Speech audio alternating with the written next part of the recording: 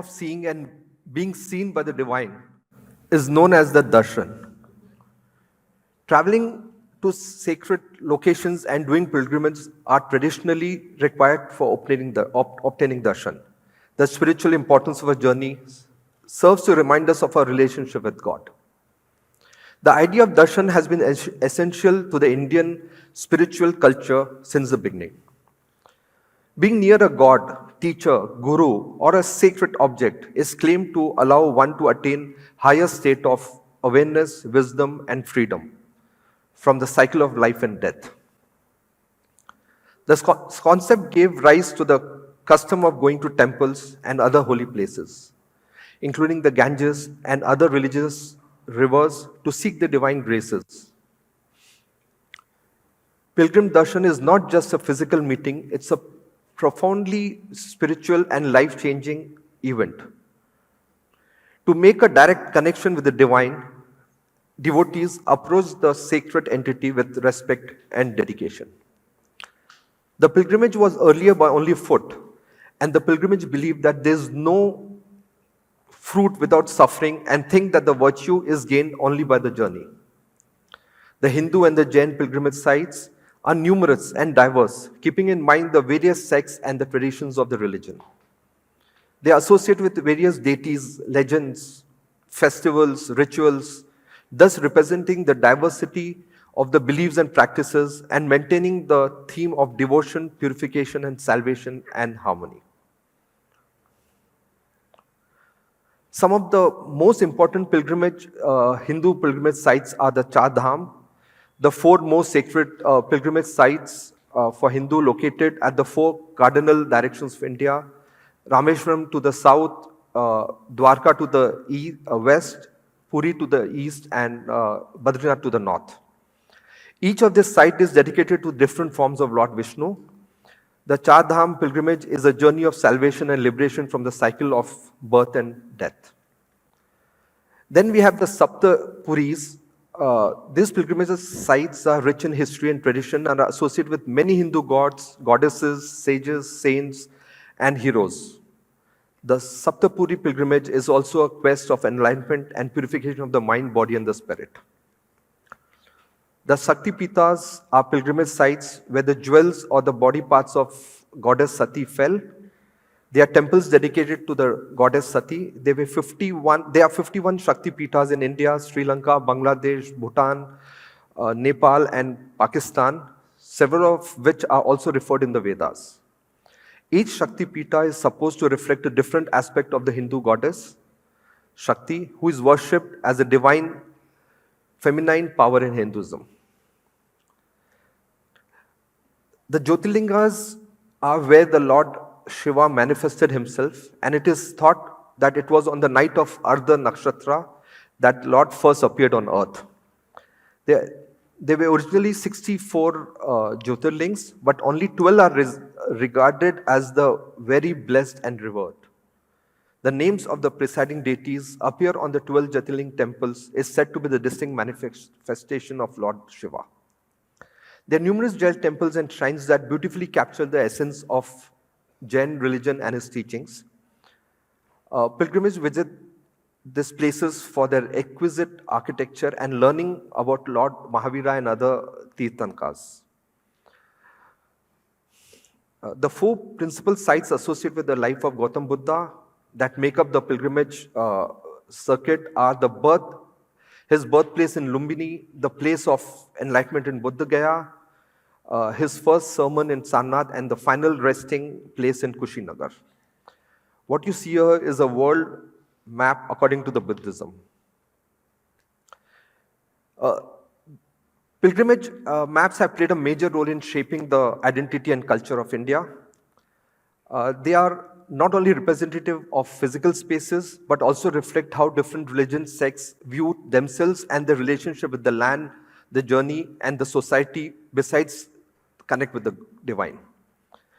They show significant cultural and religious landmarks as temples, sacred sites, architectural and historical characters, as well as how tradition passed down from one generation to another.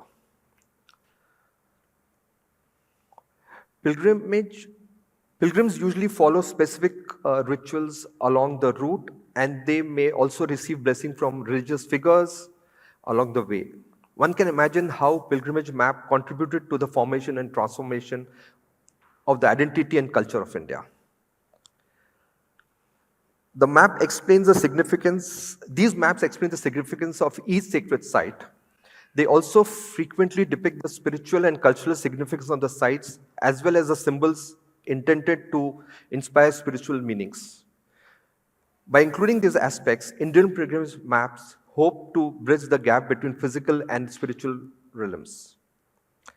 Many pilgrimage maps are based on oral traditions in which experienced pilgrims and local guides verbally pass down knowledge. The oral transmission of the information has ensured that the cultural and historic insights have been preserved. Many Indian festivals have a strong connection to pilgrimage sites. Pilgrimage maps highlight these linkages, increase the cultural relevance of these festivals. These festivals become the very reason for many pilgrims to take the yatra during a specific period of time. Also, by studying these interesting details on the pilgrimage map, people can gain an understanding of the different culture, religion, and customs of different regions and over a time frame. They also served as a guide for continuing of tradition and imparting information of significant neighborhood, temples, mats, dharamshala to be visited, and rituals to be performed. These maps are frequently embellished with rich artistic representations such as paintings, drawings, symbols, demonstration of cultural inventiveness, and aesthetic expression. But the most important use of these maps have been liberation through darshan without traveling. For thousands of years, religious journeys or places have been portrayed in maps and paintings, allowing travelers to either participate in the journey they were unable to physically conduct or revisit through remembering. Rather than just serving as a guide to the area, the map also intend to allow one of the virtual experiences of the journey around the physical landscape of the sacred site. The image of the tirtha serves as a means to carrying out the voyage by proxy, just as gazing at a deity serves as a mean of gaining contact with the divine. As a result, looking at the map takes on the significance of a religious experience. In the same manner that modern followers watch footage of journey on television or online and participate in the spiritual activities in the neighborhood. I will just take you through some of the maps from the Kalakriti archive collection to highlight what all I have been talking about right now. Advadipa Pata or the cosmology maps are part of a Jain as well as the Hindu tradition. They are meant to represent the universe and its various components such as gods, demons, and the mortals. They also represent the physical and the religious worlds as well as the spiritual journey. The maps serve as a guide for devotees to understand the spiritual merit associated with pilgrimage and to believe to help people attain goal of moksha. This is why such depictions are often called Advadipa Pata, or the painting of 2.5 continents. In Jain texts, the universe is divided into 3 worlds: the upper occupied by the god, the middle by the mortals, and the lower by the demons. Basically, the lower belonging to the damned. The most significant is the middle world, the Manushya Loka, or the world of the mortals, where liberation from the chain of rebirth is possible, and the jinnas and the saints and the devotees are born. The world of mortals is abstracted as a diagram of concentric circles. The blue circle and the narrow streamers represent the water, while the buff in between areas represent the land masses. The inner continent is encircled by 2 oceans and 2 further continents. The outermost landmass ends with a chain of mountains and shrines with sages or jinnas at the 4 quarters. The center circle is of particular significance as it depicts the Jambudipa, the island of wood apple trees, which includes the Indian subcontinent with the cosmic Mount Meru at its very center. These are the Jinnahs on the corners of the map. These are the Satrunjaya Pattas. Painted maps depict the pilgrimage circuit of sacred Jain site of Satrunjaya or the modern town of Palitana in Gujarat. The key purpose of these paintings is to provide a panoramic view of the key shrines, the pilgrimage route, and a significance, features, and episodes from the devotee's path. They often served as a surrogate for those often aged or informed devotees who were unable to visit the site. They displayed on the festivals and special occasions and were viewed by a large congregation of priests and devotees and supposed to have provided the same merit as they would have visited the site. The artist depicts the topographical context of Satrunjaya Hill with its two ridges, which you can see very clearly here. The first ridge is dominated by the main temple complex of Adinatha, while the other is a setting for 9 smaller temple complexes patroned by the Jain merchants. The site overall comprises of 65 temples, over 300 small shrines, and close to 5,000 deities. These are 3 interlocked connected pilgrimage route map depicting the river Ganga and one of its chief headwaters, the Alaknanda, running from Haridwar up till the shrine of Badrinath in the Garhwar Hills. These maps are read from left to right. The scroll is plentiful, supplied with inscriptions naming sacred places, villages, mountains, and trees. The river Ganga is depicted as coming from the right bank and it goes where the Bhagirathi and Alaknanda meet at Deoprayag, where pilgrims are depicted bathing and washing their clothes. There is a large temple dedicated to Ramchandra and 2 magnificent banyan trees. The pilgrimage path continues up to Alaknanda. In the first scroll, the river depicted branches as it goes around Haridwar. The fortresses are noted on both the sides of the river. In the second section has a lot of temples and villages. The Narsimha temple is presumably the famous one at Joshimath, which is the winter headquarters of the priests from Badrinath, who bring the deity and the treasures down before the temple is completely cut off by the snow for 6 months. The yellow line which you are seeing running throughout the map depicts the path taken by the pilgrims. One can see the depiction of flora and fauna around the journey. And to the extreme right of the third map is the Badrinath temple, which is the final destination of the pilgrimage. This Pichwai depicts the Srinath temple complex at Nathdwara, composed from a series of courtyards including the various shrines, palaces, and several service rooms within a bastioned boundary wall and with one main gate at the heart of the town.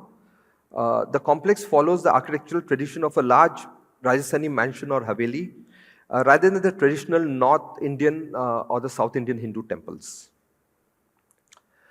It is hence often referred as the Nathdwara Haveli by devotees.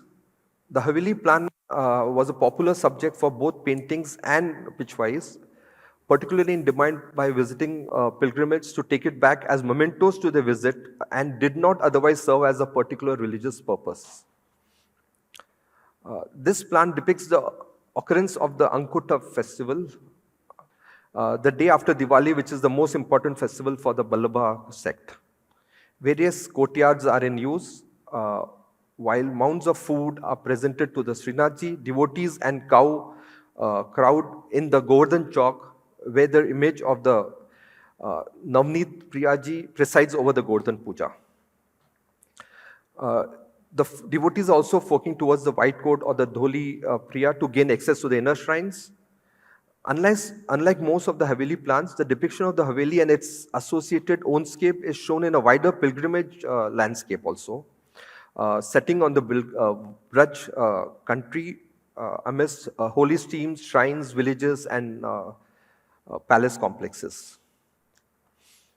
This is a sacred map of the town of Puri, which is shown in the shape of a Vishnu conch or the shrunk, with the temple at its heart. Jagannatha is the Lord of the world, a form of Krishna worshipped at the famous shrine of Puri together with his brother Balabhadra and the sister Subhadra. The cult is a classic example of the characteristic ability of Hinduism to absorb the popular local or even tribal cult into the mainstream. The present great temple at Puri was built in the 12th century to house these three images that, on the account of exigencies of the rituals to which they are subject to regular repainted and renewed by hereditary caste of painters, who are also responsible for painting the Anavasara Patras or painted representation placed in the shrine when the main divinities are taken out during the Rath Yatra. The same painter families also create various types of mementos for pilgrims to take away with them. This type of Shankavali Pata shows a conceptualized realization of the temple, its images, and the whole of the sacred Puri city. This is the Pichwai, which depicts the pilgrimage landscape of Braj, the district around Mathura on the banks of the river Yamuna, and includes the sacred sites associated with Krishna's boyhood and the discovery of Srinathji image. It shows the route for religious processions or Raj Yatra, which the pilgrimage undertake every year, lasting several weeks. Commencing from Mathura, the birthplace of Krishna, the devotees move to a clockwise direction around the city. After visiting the villages of Mahavana and Gokul, the pilgrims recross the Yamuna and return to Mathura and the spot of Krishna's victory over the evil king Kansa. Devotees should ideally visit 36 groves on their pilgrimage and in temple of the Ballava sect. For these devotees who cannot take the trip, this Pichwai serves as a pilgrimage cosmology as by proxy. This is again another modern map of Braj, showing the different vanas and the temples around the town. Pilgrimage maps show different faiths, traditions that coexist in India, such as the Hinduism, Buddhism, Jainism, Islam, Christianity, Sikhism, etc. They also show different regional and linguistic variations that shape the identity and culture of India. There are also Mughal era Hajj maps, which were depicted the pilgrimage of Makkah. On the left side, left side you can see the Yatra to the Hajj, and on the right one of the Haridwar. These are all modern maps. So basically, the maps have now, with the advent of technology, maps have now been updated and shared digitally, making it easier for pilgrims to find their way. The maps can be modified, made to more easily follow the specific routes, easier routes, and keeping up with the no technology breakthroughs, ensuring that each journey is authentically recorded and commemorated. Pilgrimage maps have also shown advancement of technology and science in India, printing technology, survey technology, as well as interaction with religion and has interacted with religion and culture. With science, survey, and mapping, things are no more the same. They have also shown the innovation, creativity of the map makers in using different tools and methods to represent the land and its features. Thus, you will see the mid-20th century maps being produced very, very differently than the earlier hand-painted ones. In the end of this presentation, with a thought, has the technology taken away the art of making experiential maps which could be used as proxy for pilgrims and means of attaining moksha? Thank you. Bhārata